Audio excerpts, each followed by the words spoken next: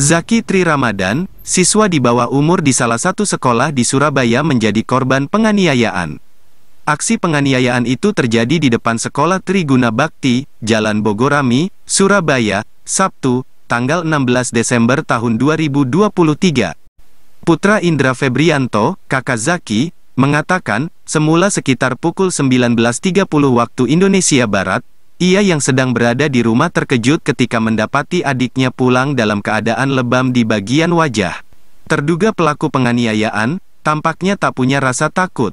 Terduga pelaku penganiayaan terhadap Zaki, mengikuti hingga ke rumahnya. Kepada Indra, Zaki memberitahukan bahwa terduga pelaku ada di depan rumah. Indra pun segera menghampiri dan mempertanyakan penyebab aksi penganiayaan yang dilakukannya terhadap Zaki. Terduga pelaku pun mengaku dirinya marah saat terjadi serempetan ketika keduanya sama-sama berkendara. Ketika Indra menginterogasi terduga pelaku, beberapa tetangganya keluar rumah dan berkerumun untuk mengetahui apa yang terjadi. Pada saat itu juga, Indra meminta kartu tanda penduduk (KTP) terduga pelaku sehingga Indra mengetahui identitasnya. Kasus penganiayaan ini pun diterima Polres Pelabuhan Tanjung Perak Surabaya dengan nomor laporan polisi LPB 534/12/2023 SPKT Polres Pelabuhan Tanjung Perak Polda Jawa Timur, Minggu, tanggal 17 Desember tahun 2023 sekitar pukul 0.50 waktu Indonesia Barat. Sementara, Dodik Firmansyah selaku kuasa hukum korban mengungkapkan, Zaki mengalami aksi penganiayaan karena tidak sengaja bersenggolan saat sedang berkendara dan pelaku pun merasa tidak terima akan hal tersebut kemudian tanpa basa-basi terjadilah aksi penganiayaan tersebut hingga terduga pelaku nekat mengikuti korban hingga ke rumahnya. Ini saya jelaskan ya, terkait masalah kasus anak di bawah umur yang terjadi pada hari Minggu itu di depan sekolahan SMP Triguna Bakti.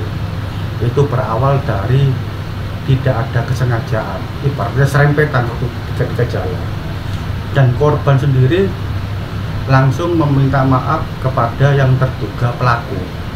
Tapi pelaku ini merasa emosional dan tiba-tiba si pelaku ini langsung memukul dengan bagian mata pelipisnya hingga sobek, dan kasus ini sudah dilaporkan ke pihak Polres KP3 Surabaya.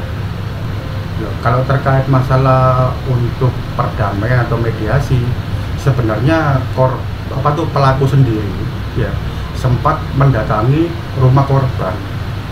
Itu terjadi pada paginya dan bersama-sama dengan orang tuanya, tapi si korban ini bersekuku untuk melanjutkan kasus ini ke pihak aparat kepolisian agar ditangani dengan serius.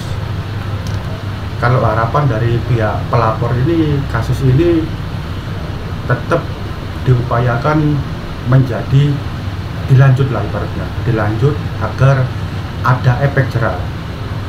Karena apa sih? Si korban ini masih dalam usia 14 tahun dan dia masih berstatus pelajar di SMP. Nah, dan kami sebagai kuasa hukum dari pihak korban berharap agar polisi dengan serius menangani kasus tersebut, karena unsurnya sudah jelas terkait pasal 351-nya dan Undang-Undang Perlindungan Anak di bawah umur. Itu harus ada undang-undang lex spesialis anak. Itu harapan kami.